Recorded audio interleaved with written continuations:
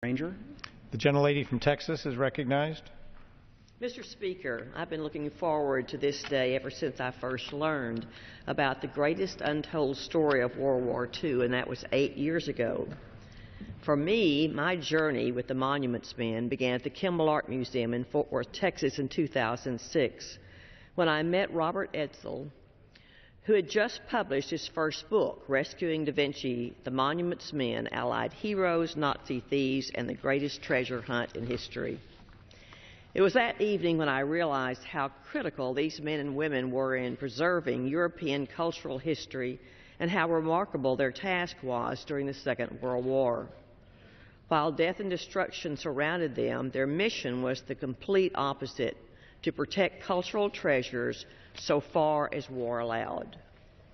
This special military unit was tasked with helping to locate works of art confiscated by the Nazis and return them to their rightful owners. The Monuments Men and women were able to locate, preserve, and return almost 5 million cultural items, including many of the world's greatest works of art. Today, there are only 6 surviving members, 5 men and 1 woman, of the Monuments Men. And as Memorial Day approaches, I believe the veterans who participated in these daring missions are certainly worthy of and deserving of the recognition of Congress's highest expression of appreciation. Mr. Speaker, the medal authorized in this bill will be given to the Smithsonian for safekeeping and available for display, as well as available for loan as appropriate. In my view, and that of many other members, one very appropriate place would be the National II Museum in New Orleans, which is building a permanent exhibit on the Monuments Men and expected to open in 2016. Before I close, there are several people I want to thank who helped make this possible. Of course, Robert Edsel for uncovering this story and sharing it with the world.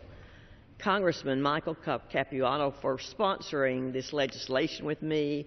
Congressman Steve Cohen for his tireless efforts to help build the support needed to bring this bill to the floor for a vote. And I also want to thank Senators Roy Blunt and Robert Menendez for taking the lead on this bill in the Senate. And while we can never say thank you enough, I believe the Congressional Gold Medal is a worthy token of appreciation from a grateful nation to these members of the greatest generation. I urge my colleagues to support this legislation, and I reserve the balance of my time. The gentlelady from Texas.